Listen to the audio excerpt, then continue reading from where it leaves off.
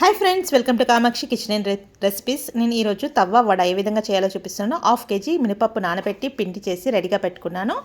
నూనె వేడెక్కిన తర్వాత ఈ విధంగా వడలు వేసుకున్నాను. వడలు వేసిన తర్వాత మన ఇంట్లో ఉన్న వెజిటేబుల్స్ సన్నగా తరిగి ఈ విధంగా రెడీగా పెట్టుకోవాలి.